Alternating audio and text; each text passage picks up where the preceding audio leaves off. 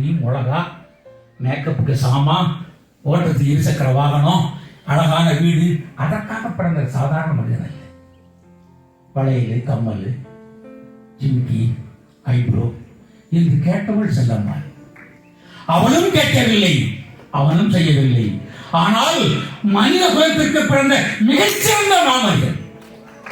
என் வாழ்க்கை என் சொல், எழுதுவது ஒன்று வேறு அல்ல என்று வாழ்ந்தவன் பாரதி. அதற்காகத்தான் இப்பேற்பட்ட மாபெரும் கூட்டி வைப்போம் என்கிற அந்த சிந்தனை.